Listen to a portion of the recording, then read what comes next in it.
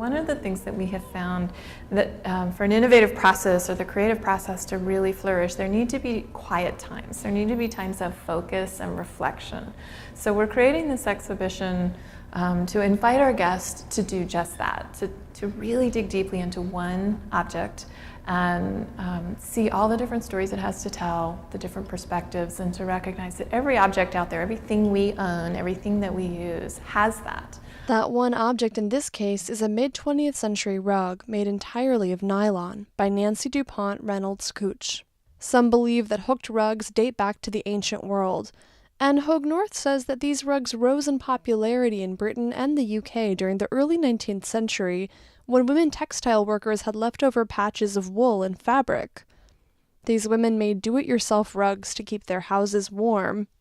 At the time, floor coverings were mostly available only for upper-class people, and hooked rugs were a free, easy-to-assemble alternative. They would use these short pieces of fabric and pull them through a loose backing to make bed coverings, to make draft dodgers, to make hearth rugs. This tradition gained popularity in New England and the Canadian Maritime provinces. This was something done at home at night when your day was done. There was a practical side to it, but there was truly an artistic side to it. The early ones were all original creations. They were often very whimsical. Mrs. Cooch began making her hooked rug in the 1940s, when the craft had again gained popularity during the colonial revival period that started some years before. It was a period of time in which things like hooked rugs and other early American decorative pieces were seen as vintage and hip again. A lot of American crafts were being revived that were being done more for artistic reasons than for practical reasons. So when these were first made, it was to keep the draft out, to keep the sparks from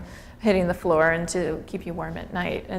And as we move into the 20th century, it's much more a purely artistic pursuit, as it mostly is today. Mrs. Cooch made the rug entirely of nylon yarn because DuPont was experimenting with the material's possible uses. And once they moved out of the explosives era, which was the first 100 years, and started moving into different products that actually developed out of explosives, they had to test things.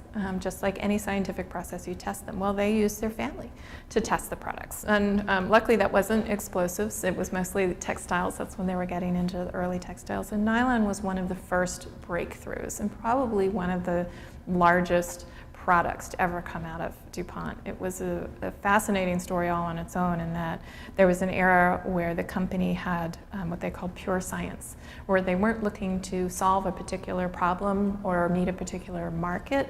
They were just experimenting, and then when they came up with something, then they found a use for it.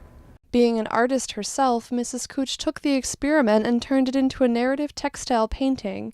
She included images that tell the DuPont family story. So you have the fleur-de-lis, you have the flags, you have right in the middle of the rug an American eagle, a portrait of a ship. The DuPont family immigrated to America on that ship back in the 18th century, and they experienced a harrowing journey during their crossing. The rest of the rug is very illustrative of real things, most of which you can still see here at Hagley, and there's specific buildings that kind of mark important moments or points of time and things that happened to the company and to the family. So for example, you have the first office. So it was the first building built on purpose to house the corporate side of it. You have their first home, which is still here at Hagley. First barn, all illustrated, as well as some of the industrial buildings that were part of the powder making process.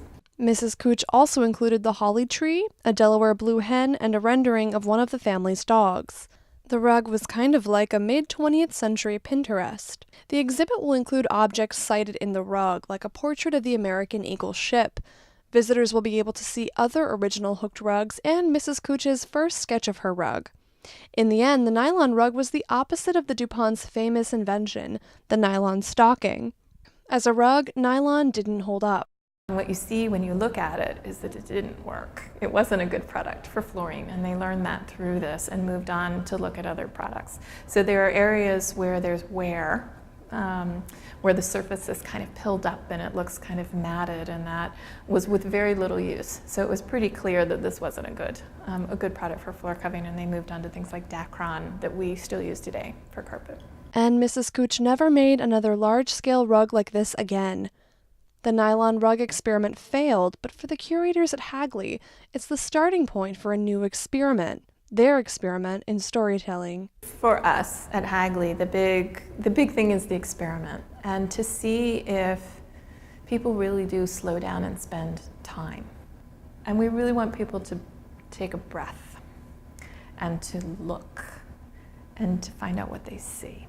And then to realize that every object, every situation, every person should be looked at from multiple perspectives in order to really understand it. The exhibit is now open and will run through July 26th. For Delaware Public Media, I'm Ann Hoffman.